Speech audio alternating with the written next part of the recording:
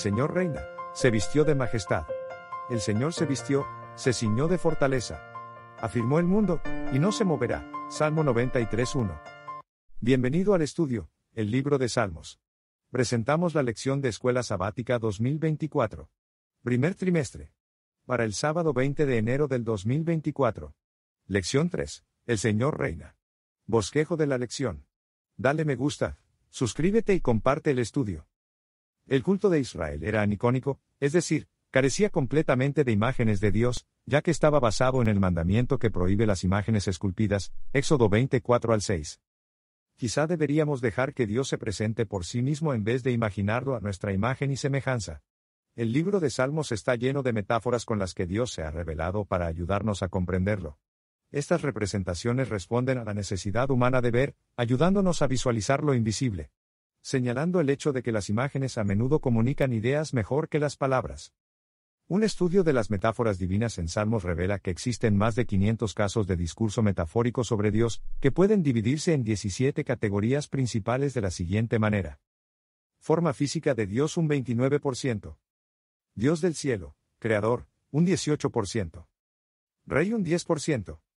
Dios y su morada un 9%. Refugio un 9%. Guerrero un 8%. Juez un 5%. Roca un 4%. Escudo un 3%. Pastor un 2%. Libertador un 0,8%. Anfitrión un 0,8%. Padre un 0,6%. Luz un 0,4%. Cuerno de salvación 0,2%. Sol, un 0,2%. Apoyo o ayuda un 0,2%. Destacaremos 3 metáforas de Dios que aparecen con frecuencia en Salmos. Son cruciales para comprender quién es Dios y cómo se relaciona con sus criaturas. Las metáforas de Dios como creador, rey y juez se relacionan con el pasado, el presente y el futuro, con nuestros orígenes, nuestra relación actual con Dios y nuestro destino final. Dios como creador. Salmo 8 puede dividirse en 2 ideas principales. Dios es el creador, Salmo 8 2-4, y los seres humanos son la coronación de su creación, Salmo 8 5-8. Estos conceptos están enmarcados al principio y al final del Salmo por la misma línea, lo que se conoce como una inclusio. Señor, Dios nuestro, cuán glorioso es tu nombre en toda la tierra. Salmo 8 1-9. No podemos pasar por alto la importancia de la creación en las enseñanzas de las Escrituras. Isaías utiliza el argumento de Dios como creador para aniquilar la validez de la creencia en los ídolos, Isaías 40 12-31. Paralelamente, el salmista utiliza el mismo razonamiento para reconocer a Jehová como soberano del cielo y rechazar la idolatría. El fundamento del reino de Dios es la creación. Ese fundamento debe ser la razón de nuestra adoración a Él, Salmo 103 y 5. La creación es también la razón del sábado, Génesis 2:1-3, Éxodo 28-11, y el séptimo día es un recordativo del poder de Dios. Con este trasfondo, entendemos mejor por qué el mensaje de Apocalipsis 14:7 afirma, y adoren al que hizo el cielo y la tierra, el mar y las fuentes de las aguas. La predicación de este mensaje es más relevante que nunca en este tiempo, en el que el enemigo ha creado un paradigma etiológico de la vida relativamente nuevo, la evolución. Dios como Rey. Dios creó el universo y, por consiguiente, le pertenece. En este sentido, eres su Rey. El Señor reina. Firme está tu trono desde siempre, tú eres Señor eternamente, Salmo 93 1 y 2. Salmo 97 resume bien el mensaje de la realeza de Dios, Dios reina, Salmo 97 1.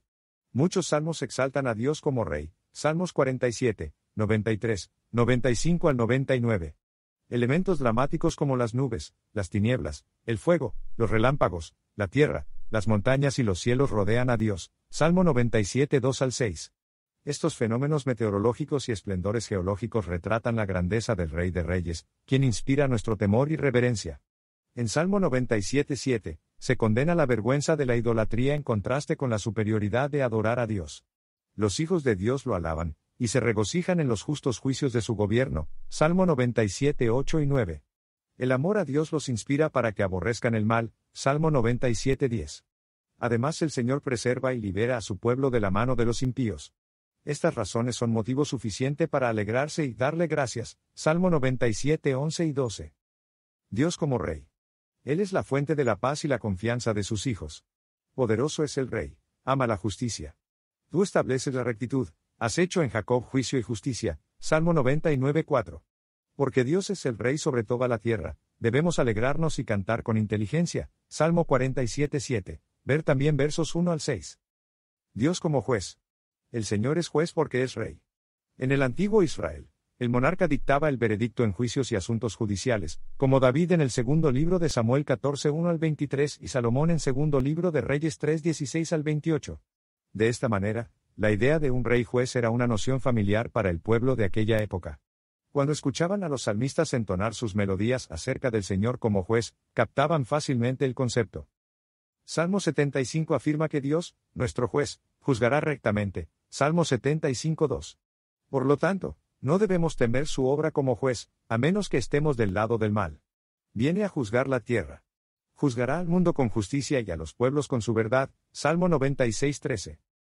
En el juicio, Dios a este abate, al impío y a aquel exalta, al fiel. Salmo 75:1, 2, 4, 7 y 53. Este mismo principio opera en el juicio investigador de Daniel 7, Dios castiga al cuerno pequeño, Daniel 7:26 y vindica a su pueblo, Daniel 7:22. Según una encuesta mundial entre los adventistas del séptimo día, el 7% indicó que no tiene seguridad de salvación. Tal vez necesitemos revisar nuestra imagen de Dios como juez mientras anhelamos esta bendita seguridad. ¿Cómo ves a Dios? ¿Estás tú dentro de ese 7%? Dios como juez es posiblemente una de las imágenes más incómodas de Dios, especialmente desde la perspectiva de una cosmovisión occidental moderna. ¿Cuántas veces nos lanzamos un "no me juzgues" para evitar cualquier forma de crítica, a veces incluso justificada? Por lo tanto, visualizar a Dios como juez parece implicar una deidad severa que solo espera que nos pasemos de la raya para imponernos un castigo justo pero severo. A la cultura popular no le gusta el Dios del Antiguo Testamento como juez. El salmista entendía al juez divino de otra manera, y el Salmo 7 permite entender mejor a Dios como juez. El salmista describe a Dios como un juez justo. Verso 11. Que juzgará al salmista de acuerdo a su integridad. Verso 8. Esta no es impunidad, sino justicia basada en la justicia de Dios. Versos 9 y 17. Él es el escudo del salmista. Verso 10. El que vindica a las viudas. Salmo 68:5, a los oprimidos. Salmo 76:9 y a los pobres. Salmo 72:2. Allí estamos tú y yo por la gracia de Dios. La seguridad de la salvación viene cuando entendemos que nuestra justicia se basa en la justicia de Cristo, y nuestra seguridad de salvación se encuentra en sus méritos, no en los nuestros. No importa el tiempo en la iglesia, las buenas obras hechas, son los méritos de Cristo los que cuentan. Los fieles celebran el juicio de Dios, Salmo 75:9, no porque se alegren por la destrucción de los impíos, sino porque Dios es fiel a sus promesas y libera a los inocentes. Ver Apocalipsis 19:2. Al final de Salmo 75 encontramos esta idea de fidelidad y liberación divinas. Él quebrará el poder de los pecadores y exaltará el poder del justo. Salmo 75:10. El Dios del pacto. En el antiguo cercano Oriente, un pacto era un acuerdo entre un rey poderoso y su vasallo. Este acuerdo incluía lo que se le exigía al vasallo para permanecer bajo la protección de su soberano. El Antiguo Testamento se apropió de esta figura secular de la época, y la aplicó a la relación entre el Rey del Cielo y sus seguidores. En un antiguo tratado del cercano Oriente, el gran rey hacía dos promesas al vasallo. En primer lugar, atacaría al vasallo si se rebelaba contra él, y en segundo lugar, acudiría en defensa de cualquier vasallo leal que fuera atacado. Entender este concepto engendra confianza en el creyente, porque por medio de él aprende que puede apoyarse en la seguridad de la protección de Dios.